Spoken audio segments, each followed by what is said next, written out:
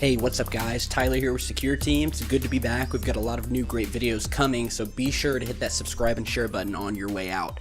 Now today I want to talk to you about the, quote, dwarf planet Ceres, which is the mysterious body out in the outer reaches of our solar system. It was actually the first asteroid to be discovered, and there's a lot of mystery shrouded around this thing. NASA is completely, and I say this with full conviction and knowingness, that the powers that be do not want us to know something about Ceres. Ceres is hiding something very mysterious and very unique that we haven't seen on too many other planetary bodies in or around our solar system. First of all, some interesting things about Ceres are that it has water plumes that were discovered by NASA, which would indicate that there is likely a large ocean beneath its surface.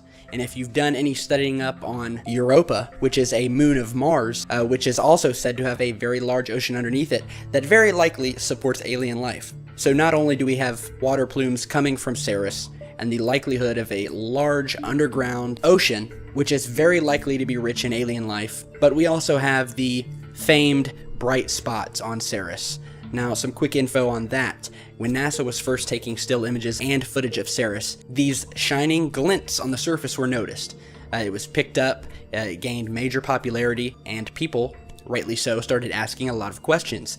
NASA has not been able to solve the mystery of the bright spots on Ceres, and as far as we know, have only stated that, well, all that we can tell you is that it is a shiny reflective material, likely sand or glass or ice or water. It's the typical NASA response to anything that is found to be shiny, no matter what planet or moon it's on. But as you can see in these new NASA images here that show a much closer, more high-definition view, we can see finally that this large bright spot is in fact a giant crystalline mound. I mean, this thing is a tower. We have spoken to an architect who has stated that after looking at these images, that this tower here is upwards of 10 miles tall. And this thing is towering above the surface. This is not ice. You can look at this image here.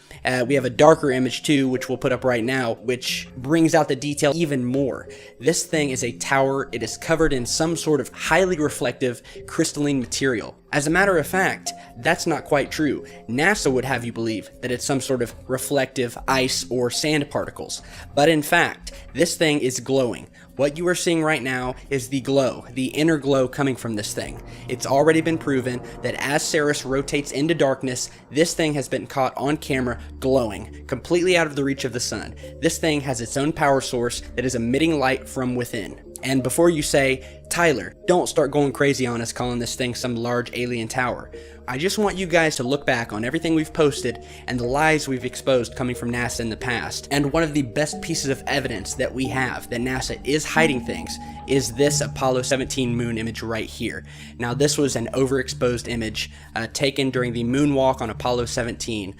It was a completely whitewashed out image that was said to have gotten hit by direct sunlight and was ruined, hence we didn't see any image. But as technology got better, we had some people increase the exposure, the contrast, and lower the brightness to reveal a massive pyramid in the background, in the image on the moon, as well as a large towering rectangular monolith-shaped object standing behind the pyramid. And that's what you're seeing in this image right here. This is an official NASA picture that they thought would be buried with the thousands of others and simply dismissed as a white image overexposed by the sun and without any detail. So before you say, hey, these moons and these other bodies are completely dead wastelands with nothing on it and NASA has nothing to hide, I can only tell you to look back at images like this where they have been exposed and they have been completely called out for what they are, which are government-controlled liars who have done everything within their grasp to cover up the alien phenomenon and the alien existence within our own solar system and the universe in general. We can see that this thing is not a crater because the sun is shining down from, as we're seeing in the image here, the bottom, well, the upper right portion of the sky. So the sun is shining down from right to left over the top of this thing. You can see at the very top of this large crystalline tower, the bright spot of the sun right here is being hit directly. We can see the shadow where the sun is not reaching this giant tower, the shadow of which is right here on the other side of the tower. I mean, this is common sense.